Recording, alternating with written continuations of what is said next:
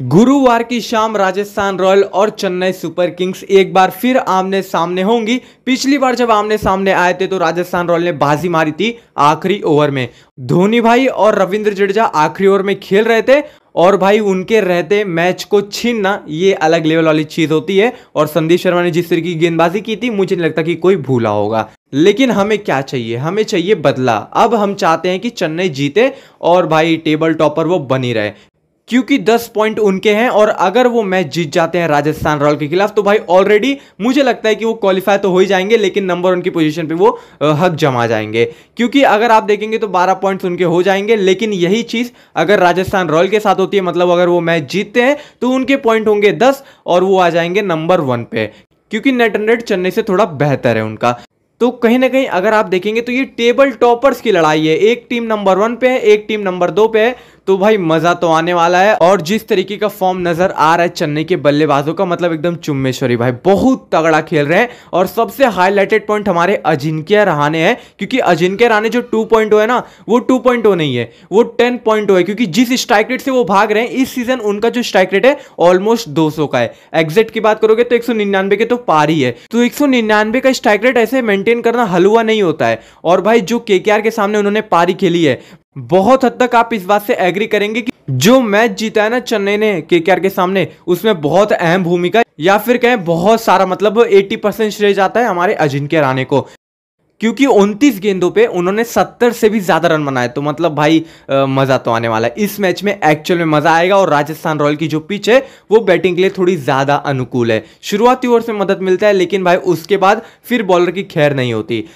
अब देखिए जो राजस्थान रॉयल की बात है वो पूरी तरीके से एक स्टेबल टीम है। हर एक कैटेगरी में बहुत बेहतरीन नजर आते हैं वो, चाहे स्पिनर की बात हो, चाहे पेसर्स की बात हो, चाहे मिडिल ऑर्डर की बात हो और चाहे टॉप ऑर्डर की बात हो। हर एक फेज में वो सबसे बेहतरीन निकलकर सामने आते हैं। लेकिन अगर हम बात करें चेन्नई की, तो चेन्नई के लिए वही बात है कि पहले तो भाई दीपक चहर थे, लेकिन दीपक चहर अब है नहीं। लेकिन चेन्नई ने अपने आप को संभाला है, क्योंकि भाई एमएसडी को पता है अगर हमें मैच जीतना है तो भाई जो हमारा स्कोर है, जिस स्कोर की हम उम्मीद कर रहे हैं उससे 10, 15 या 20, 30 रन हमें ज्यादा बनाना पड़ेगा। और यही वो कर रहे हैं। और जहां तक है कि भाई चेन्नई अगर टॉस जीतेगी भी तो मतलब पहले बल्लेबाजी करना ज्यादा पसंद करेगी, क्योंकि स्कोर देंगे और अच्छा स्कोर दे दिए तो फिर भाई राजस्थान रॉयल प्रेशर में, और अगर उनके गिने चुने 3-4 प्लेयर नहीं चले तो फिर मैच खत्म है। क्योंकि उनकी टीम में, उनकी बल्लेबाजी कैटेगरी में भाई गिन चुन के 4 से 5 प्लेयर है जिनके ऊपर उम्मीदें हैं, वरना कोई नजर नहीं आ रहा है। देखिए अगर हम बात करें राजस्थान रॉयल की, तो अनफॉर्चुनेट हार मिली थी उनको आरसीबी से। ऑलमोस्ट काफी अच्छी पारी आई थी देवदत्त पडिक्कल से, लेकिन भाई वही बात हो गई कि आरसीबी ने उनको हरा दिया।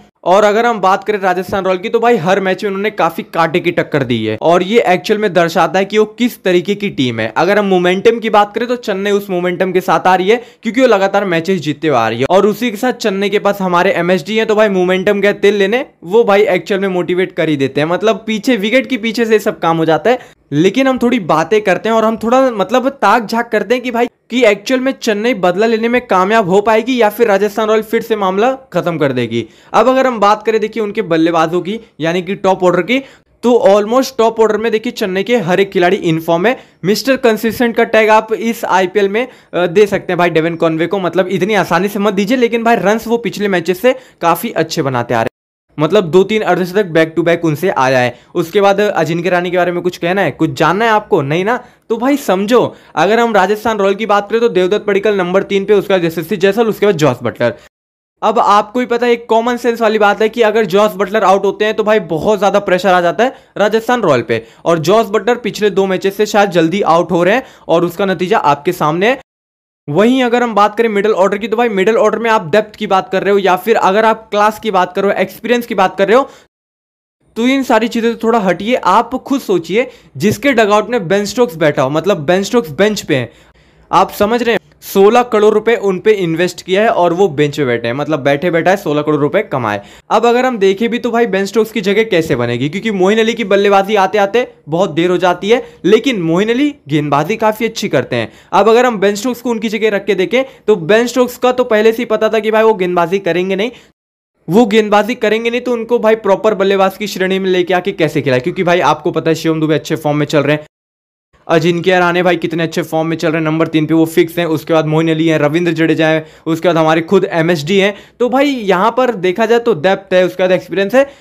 तो यहाँ पर बेन स्टोक्स की जगह बनते हुए दिख भी नहीं रहा। और किसकी जगह खिलाएंगे? मोइन अली इन फॉर्म में बल्लेबाजी के जरिए, गेंदबाजी के जरिए। वहीं अगर हम महेश तीक्ष्णा की बात करें तो वो भी आउटस्टैंडिंग गेंदबाजी कर रहे हैं, मेन विकेट्स वो ले रहे हैं, तो भाई जगह नहीं बन रही है। ये तो एक्चुअल में मनीषा पतिराना की चेन्नई को जरूरत है। तो ये सारी चीजें हैं जो चेन्नई के फैंस को समझनी चाहिए, और भाई समझ भी रहे होंगे मुझे पता है। लेकिन मिडिल ऑर्डर की बात कर रहे थे। मिडिल ऑर्डर में अगर हम देखें तो भाई सबसे बड़े प्लेयर राजस्थान रॉयल के रेयान पराग वहां पर हैं, ठीक है। रेयान पराग अकेले काफी है भाई चेन्नई के मिडिल ऑर्डर के लिए, मतलब समझ रहे हो। रेयान पराग अगर खेल देंगे ना तो फिर मैच तो मतलब भाई नहीं जीत पाएगी चेन्नई, रेयान पराग अगर खेल देंगे। लेकिन वही तो बात है, वो खेलते ही तो नहीं है। तो बस वही बात है। बस एक नाम जो कि काफी तगड़ा नजर आता है उनके मिडिल ऑर्डर में, वो है भाई शिमरन हेटमायर। लोअर ऑर्डर की बात करें तो वहां पर आपको जेसन होल्डर दिखेंगे और अश्विन अन्ना दिखेंगे, जो कि सबसे मेन खिलाड़ी हैं भाई पूरी टीम के।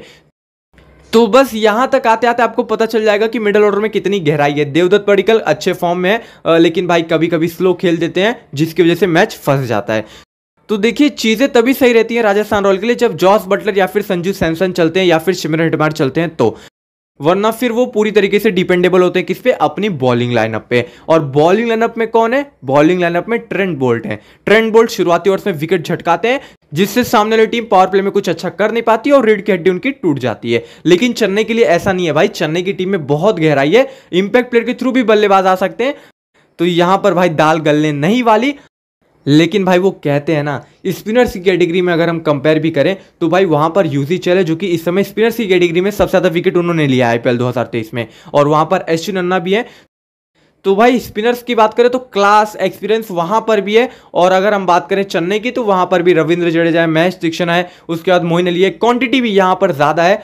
तो भाई आप बताइए, आपको क्या लगता है किसके स्पिनर थोड़े ज्यादा बेटर है? अगर आप विकेट्स को लेके कंपेयर करेंगे या फिर इकोनॉमी को लेके कंपेयर करेंगे तो थोड़े ज्यादा बेटर नजर आएंगे देखिए राजस्थान रॉयल के स्पिनर्स। लेकिन तभी भी स्पिनर्स थोड़े ज्यादा बेटर विकेट के थ्रू, इकोनॉमी के थ्रू थोड़े ज्यादा बेटर है किसके? राजस्थान रॉयल के। पेसर्स ऑब्वियसली इसमें कंपैरिजन नहीं करना बनता भाई। वहां पर ट्रेंट बोल्ट है, वहां पर जेसन होल्डर भी है, वहां पर संदीप शर्मा भी है। लेकिन रिसेंट मैचेस में थोड़े अच्छे नजर आए हैं भाई हमारे चेन्नई के पेसर्स। लेकिन मनीषा पतिराना के आने के बाद भाई चेन्नई की टीम में थोड़ा क्लास बढ़ गया, मतलब चेन्नई की पेसर्स की कैटेगरी में थोड़ा क्लास बढ़ गया है। लेकिन भाई देखा जाए तो पेसर थोड़े ज्यादा बेटर है, क्योंकि इन फॉर्म भी है और विकेट्स भी निकाल रहे हैं। और आप ये बात भूलिएगा मत कि संदीप शर्मा रोकने में कामयाब रहे हैं। और राजस्थान रॉयल के मोस्ट ऑफ द फैंस यही कहेंगे कि भाई किस बेसिस पे आप मतलब पेसर्स को हरवा रहे हो हमारी टीम के? नहीं, चांस ही नहीं बनता, क्योंकि संदीप शर्मा पावर प्ले में विकेट निकालते हैं, जेसन होल्डर मिडिल ओवर्स में आते हैं, उनका साथ निभाने के लिए यूजी चहल, उसके बाद आप खुद देखेंगे तो अश्विन अन्ना रहते हैं, उसके बाद ट्रेंट बोल्ट वही जो अपना काम करते हैं शुरुआती ओवर्स में, और मोस्ट ऑफ द टाइम वो करते हैं, विकेट निकालते हैं वो। तो वही चीज़ होती है, पेसर्स थोड़े ज़्यादा बेटर नजर आते हैं। ऑलराउंडर्स बिना किसी डाउट के हमारे चेन्नई के ज़्यादा बेटर है, कंपेयर भी करने की जरूरत नहीं, आंख बंद करके बोल दो भाई थोड़े ज़्यादा बेटर है। वहीं अगर हम बात करें हेड टू हेड की तो भाई देखो पिछला मैच उन्होंने हराया है, लेकिन ओवरऑल देखे तो 27 मैचेस हुए जिसमें से 15 चेन्नई ने जीते हैं, 12 हमारे राजस्थान रॉयल ने जीते हैं।